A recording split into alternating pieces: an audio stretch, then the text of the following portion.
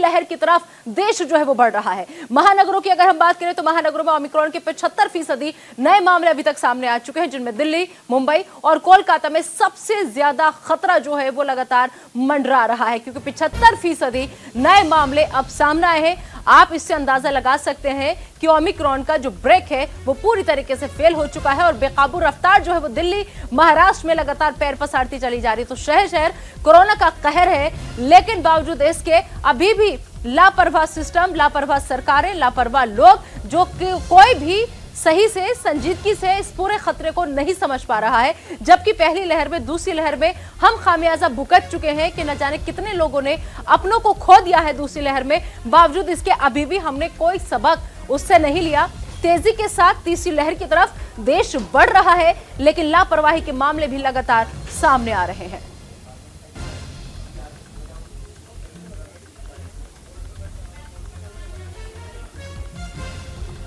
और आइए अब सीधा रुख करते हैं लखनऊ और मुंबई का। मुंबई से अरुण मेरे सहयोगी जुड़ चुके हैं और लखनऊ से नीरज जुड़ चुके हैं। अरुण, सबसे पहले मैं आप ही के पास आना चाहूंगी। जिस तरीके से देखिए 3 राज्यों में सबसे ज्यादा खतरा मंडरा रहा है, उनमें महाराष्ट्र भी एक है। अगर मैं कहूं लॉकडाउन की तरफ, फिलहाल स्वास्थ्य मंत्री ये इशारा नहीं दे रहे हैं कि लॉकडाउन लगेगा, लेकिन क्या ऐसी कंडीशन में नहीं लगता कि पाबंदियां जो है उन पर बहुत सख्ती के साथ उन्हें पालन कराने की जिम्मेदारी सरकार की हो जाती है? बिल्कुल, आपको बता दें कि जिस तरह से ओमिक्रॉन और कोरोना जिस तरह से बढ़ता जा रहा है मुंबई और महाराष्ट्र में, कहीं ना कहीं स्ट्रिक्ट एक्शंस लेने की ज़रूरत है। आपको बता दें कि जहां तक जो ट्रांसपोर्टेशन है उसके ऊपर फिलहाल फैसला नहीं लिया गया है। कल हमारे बात हुई होम मिनिस्टर टोपे साहब से, उन्होंने कहा कि अभी लॉकडाउन की स्थिति नहीं आई है, लेकिन इतना जरूर है कि कुछ सख्त कदम और उठाए जाएंगे जिसका फैसला मुख्यमंत्री खुद लेंगे। कल मुंबई कब लेंगे? लगातार मामलों में इजाफा हो रहा है, सवाल यही है अरुण के कब लेंगे? अभी भी हालात क्या समझ में नहीं आ रहे? जी हाँ, बिल्कुल। देखिए, आपको बता दें कि जिस तरह से पहली जब लहर आई थी उसमें भी काफी देर लगा दी थी मुख्यमंत्री ने फैसला लेने में, जिसकी वजह से खामियाजा जनता को भुगतना पड़ा और मुंबई एक बहुत बड़ा हॉटस्पॉट बनकर सामने आया। तो अभी भी जो कल एक बड़ा फैसला लिया गया, ये बच्चों को लेकर लिया गया। साफ तौर पर कहा गया कि पहली और 9वीं से लेके जो कक्षाएं हैं वो बंद रहेंगी। इसके अलावा 10वीं और 12वीं के हैं वो स्कूल शुरू रहेंगे। और इस बार ज्यादा जोर बच्चों के वैक्सीनेशन पर भी दिया जा रहा है। कल हमने देखा किस तरह से लोगों में, बच्चों में ज्यादा उत्साह था। जहां जहां हम लोग गए हमें ऐसा लगा कि एक तरह से पिकनिक का माहौल है। बच्चे इतने उत्साह थे वैक्सीनेशन लेने के लिए। पेरेंट्स ने एक राहत की सांस ली है। कल मुंबई की अगर बात करें तो 599 बच्चों को टीका लगाया गया, तो बच्चों ने काफी राहत की सांस ली है। लेकिन इसके बावजूद भी जिन लोगों से हमारी बात हुई, डॉक्टरों से हमारी बात हुई, उन्होंने कहा कि 3 हथियार हमारे पास हैं इस महामारी से लड़ने के लिए। एक है मास्क, दूसरा है 2 गज की दूरी और तीसरा है वैक्सीन। वैक्सीन लेना बहुत ही जरूरी है, बच्चों को तो बहुत ही जरूरी है जिस तरह से डॉक्टरों ने कहा, लेकिन डरने की जरूरत नहीं है। आपको बता दें कि भले ही प्रशासन दावे कर रहा हो, पूरी तैयारी कर ली है, लेकिन जब लहर आती है तो सारी की सारी व्यवस्थाएं धरी रह जाती हैं। तो जनता का भी फर्ज बनता है कि वो भी अपनी थोड़ी जिम्मेदारी निभाए। नहीं तो आपको बता दें कि मुंबई की सड़कों पे जब आप घूमेंगे तो आपको ऐसा लगेगा नहीं कि मुंबई में किसी तरह का नियम लागू किए गए हैं। बसों में, ट्रेनों में आप जाएंगे तो वैसे ही भीड़ नजर आएगी जो नॉर्मल दिनों में आपको नजर आती है। मतलब जो भी आदेश आ रहे हैं या जो भी पाबंदी आ रही है वो सिर्फ और सिर्फ कागजों में सिमट कर रह जा रही है, आप ये कहने की कोशिश करें। ठीक है, आएंगे आपके पास अरुण। फिलहाल लखनऊ का रुख कर लेते हैं, उत्तर प्रदेश का हाल जान लेते हैं। नीरज, जिस तरीके से उत्तर प्रदेश में हमें महान हस्तियों की या फिर हम कहें दिग्गज नेताओं की रैलियां देखने को मिल रही है, लग नहीं रहा कि किसी को भी फिक्र है उत्तर प्रदेश की जनता की।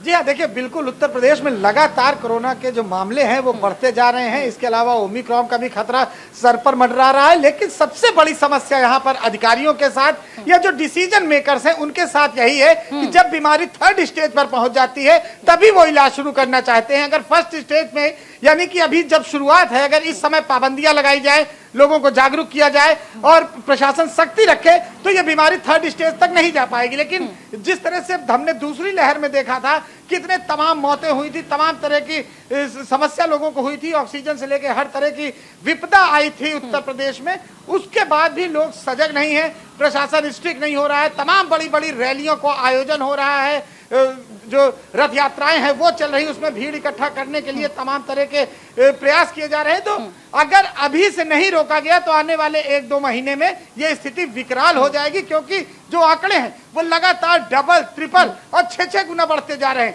अगर फर्स्ट स्टेज में इसको नहीं रोका गया निदा, तो निश्चित तौर पर आने वाला समय थर्ड स्टेज में पहुंच जाएगा। डिसीजन मेकर्स की भी मजबूरी को समझा जा सकता है नीरज यहाँ पर। बिल्कुल, डिसीजन मेकर्स की मजबूरी भी यहाँ पर समझी जा सकती है। आखिर अगर कोई वो डिसीजन लेते भी हैं और अगर उसको लागू भी करते हैं, तो सबसे बड़ी बात तो ये है कि उसकी धज्जियां तो तमाम जो आला कमान लोग हैं वही उड़ा रहे हैं। तो ऐसे में किसके खिलाफ वो क्या करें, उनकी भी मजबूरी ये है। नहीं लगता कि तमाम जो राजनेता हैं, जो तमाम पार्टियों के अध्यक्ष हैं, उन्हें आगे आकर एक मिसाल पेश करनी चाहिए और खुद सबसे पहले अपने ऊपर पाबंदी लगानी चाहिए, उसके बाद में जनता को कोई मैसेज देना चाहिए। जी हाँ, बिल्कुल। देखिए, जो डिसीजन मेकर्स हैं उनके साथ बिल्कुल समस्या है, लेकिन जो जिनके ऊपर पूरे उत्तर प्रदेश की जिम्मेदारी है, अगर ये एक बार फिर से अगर हम दूसरी लहर की तरह अगर चले गए तो निश्चित तौर पर हमारे हाथ में फिर कुछ नहीं रह जाएगा। क्योंकि जिस तरह से हमने देखा कि दूसरी लहर में तमाम तरह के ऐसे विजुअल्स जो कि दिल दहलाने वाले थे, तमाम जो हमारे या दुनिया भर के जो जितने लोग हैं, निश्चित तौर पर किसी न किसी जानने वाले की मृत्यु कोरोना से जरूर हुई थी दूसरी लहर में। तब स्थिति यही थी कि शुरुआत में हमने लापरवाही बरती और बाद में स्थिति भयानक हो गई। तो अभी वो वक्त है, अगर आम पब्लिक हम अगर सुधर जाएं तो ये सब ठीक हो सकता है। लेकिन सबसे बड़ी दिक्कत यही है कि आम जनता खुद नहीं सुधरना चाहती। आप बस स्टेशन, रेलवे स्टेशन, अस्पताल कहीं चलाए जाए, वहां पे कोई मास्क नहीं पहनता, बाजारों में कोई मास्क नहीं पहनता। अगर हम लोग कहते हैं तो जेब में रखा हुआ मास्क आदमी उठा के लगा लेता है, सिर्फ और सिर्फ प्रशासन के डंडे के डर से। लेकिन अगर खुद हम अपनी सुरक्षा के लिए इस मास्क का उपयोग नहीं करेंगे, चलो अभी कोई स्थिति नहीं, अभी 1000 है, अभी तो 2000 है, जब 1 लाख होगा क्या तब हम जागरूक होंगे? ये सवाल सबसे बड़ा है कि आम आदमी को खुद इन रैली और इन जनसभाओं से दूर रहना चाहिए, अगर उसे अपनी जिंदगी प्यारी है तो। बिल्कुल, और ऐसे वक्त में भी अगर जनता नहीं समझेगी कि खुद अरविंद केजरीवाल की हम बात करें, दिल्ली के मुख्यमंत्री, उन्हें कोरोना हो चुका है। प्रियंका की बात करें, उनके घर में कोरोना की एंट्री हो चुकी है। इससे पहले अखिलेश यादव के घर के सदस्य खुद इसकी चपेट में आ चुके हैं।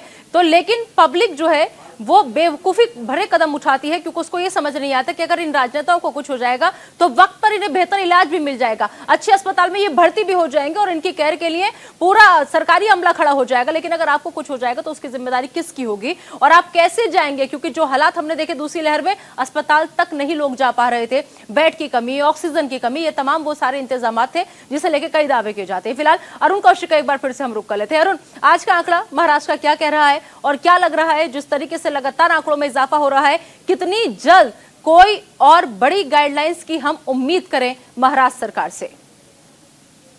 को बता दें कि जो कल का ओमिक्रॉन का आंकड़ा था वो बढ़ के 575 हो गया है, काफी डरावने वाला है। अकेला मुंबई में ही 300 से ज्यादा मरीज हैं ओमिक्रॉन के। और इसके अलावा जब कोरोना की बात कर रहे हैं तो मुंबई में कल 7928 कोरोना के मामले आए, बहुत ही चौंकाने वाले हैं। जहां तक गाइडलाइंस की बात करें, फिलहाल स्कूलों को बंद किया गया है पहले से 9वीं तक। अभी स्ट्रिक्ट गाइडलाइंस का इंतजार करना होगा, मुख्यमंत्री इस पर डिसीजन लेंगे।